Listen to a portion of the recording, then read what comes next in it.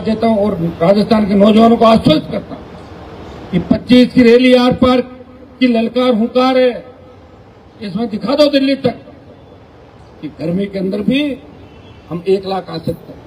इनसे लड़ता था सरकारों से और मुख्यमंत्रियों से लड़ने का मुझे शौक है और प्रधानमंत्री से लड़के भी किसान और अग्निवीर के मामले में, पहलवान बेटे के मामले में आपको जीत आ गया। मुझे कोई सत्ता का शौक नहीं। मेरे हथियार, पासपोर्ट सब सरकारों ने जब्त कर लिए। क्या कर लिया सरकार ने? जिस दिन होगा हो जाएगा उस दिन। और ये आपको पता है जिसमें भगवान की कृपा होती है और जनता का आशीर्वाद होता है और ये सर्व समाज का आशीर्वाद है।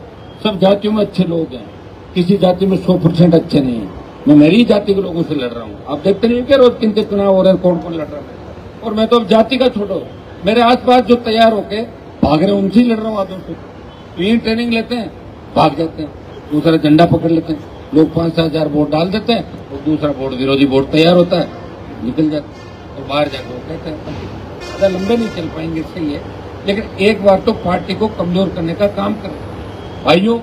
25 की लड़ाई हमारी आर पार की लड़ाई है।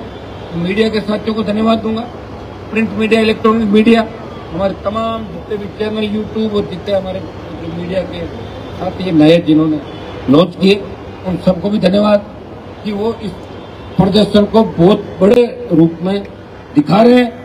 और आज कल में और जब 25 तारीख आएगी तो देश का मीडिया दिखाएगा। और आज राजस्थान का जवान सोशल मीडिया साइट पे ट्रोल कर रहा मोदी को। याद करो प्रधानमंत्री जी, आपने कहा था कि मैं पेपर माफिया को पाताल से निकाल दूंगा, मैं उसकी कमर तोड़ दूंगा। तो कब तोड़ोगे कमर? बता तो दो।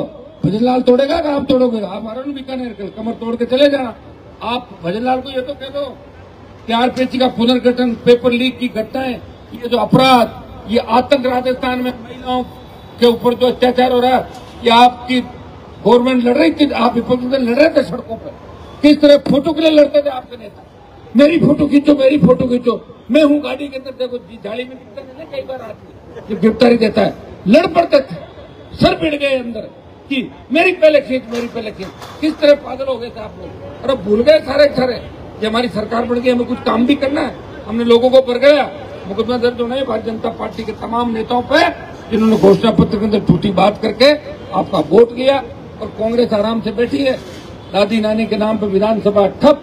कभी कहते मैं जोशी को गलत पकड़ा, पकड़ा तकड़ी चालू हो गई। 1-1.5 महीने में, हर 1 महीने बाद एक पकड़ा जाएगा, हर 2 महीने बाद फिर पकड़ा जाएगा। और पकड़ते पकड़ते मुझे लग रहा है कि कांग्रेस में नेता खाली हो जाएंगे। फिर कांग्रेस के कितने टुकड़े होंगे? 80 में से 2 कांग्रेस आई और कांग्रेस अर्स, और इस बार हो जाएंगे 3-4 टुकड़े कांग्रेस। इसे लड़ाई आपको ही लड़नी, इस चीज में तैयार हो जाओ आप।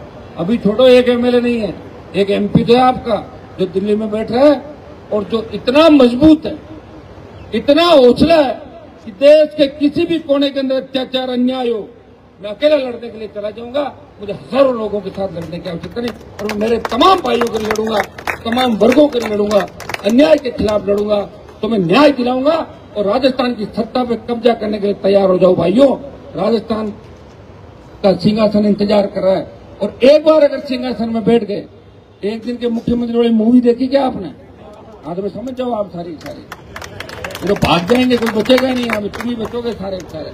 फर्जी खुद ही आके कहेगा मैंने इतना फर्जी वाला गया, सजा प्लीज कम करो। अपना कैंप लगे, आ जाओ, कितने सरेंडर कर रहे हो आज, आ जाओ। और मैं तो सीएम के अगर बगल में ही बैठ गया तो ही बहुत गुरु ने सीएम के बगल में बैठ गया तो भी तमाम माफिया बदमाश ठीक हो जाएंगे और आप बच्चों का भविष्य सुरक्षित हो जाएगा।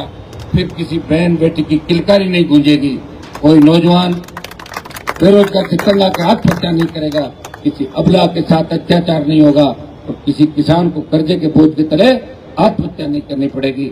इतना विश्वास मैं मेरे भाइयों को दिलाता हूं। आप हिम्मत रखें, हौसला रखें और प्रत्येक नौजवान मेरे हर भाषण को सुनते हुए 25 की रैली के अंदर लाखों की तादाद के अंदर आना है। अगर उस दिन नहीं आए, मेरा कुछ नहीं बिगड़ेगा। मैं तो जितनी भीड़ होगी उसको बता दूंगा, हो गई भाई, आ गए हम लोग। घूमता रहा नहीं हूं, कहीं यहीं से बोल रहा हूं आप लोगों को। मोदी के तो सारा मंत्रिमंडल घूम रहा है, ड्यूटी लगा दी, हर जिला से 5,000 लाएगा, और नहीं तो नरेगा वालों को भी ले आओ, एक दिन 1000 कर दो, 500 की सरकार है उनकी। लेकिन हमारे पास तो वो भी व्यवस्था नहीं, इसलिए हमारे जवानों ने खुद ही मोर्चा संभाल रखा है। चाहे बाइक से आओ, चाहे गाड़ी भर के लाओ, चाहे बस से आओ। वैसे ट्रेनें सारी अपनी है, चिंता मत करो, उनके अंदर भी बैठ के आ सकते हो आप लोग। तो दे देंगे, किराया दे देंगे, ट्रेन बिना टिकट नहीं बैठते, हमारे पास टिकट लेते हैं बच्चे, व्यवस्था भी करा देंगे।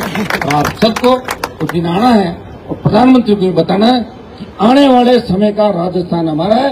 इस राजस्थान के सिंहासन पर कब्जा राजस्थान का नौजवान करेगा और फर्जी नेताओं की दुकानदारी बंद करेंगे, जो लोगों को बरगलाते ठगते और वक्त पड़ने पे भाग जाते। मेरा विधानसभा का संघर्ष देखना, अकेला 15 साल तक विधानसभा के अंदर अकेला लड़ता था और लोकसभा के अंदर भी अकेला लड़ रहा हूँ। देख लेना, मेरे साथ 20 MP थोड़ी है, अकेला ही लड़ता हूँ। मुझे पता है कि मेरे साथ देश के, राजस्थान के लाखों जवान हैं और हर जाति के जवान हैं। ये भाइयों, हनुमान बेनीवाल उचित ताकत और हौसले के साथ आपकी आवाज को उठाता है, वो राजस्थान की आवाज बन के बोलता है। वो कहता है कि राजस्थान को विशेष राज्य का दर्जा मिले, मेरे किसान भाइयों का कर्जा माफ हो, सशक्त लोकायुक्त, रोजगार, बेरोजगारी भत्ता, हर खेत को सिंचाई का पानी, बेमुक्त अपराध मुक्त राजस्थान और नए राजस्थान के निर्माण की बात करता है। और नए राजस्थान का निर्माण करके ही हम दम लेंगे।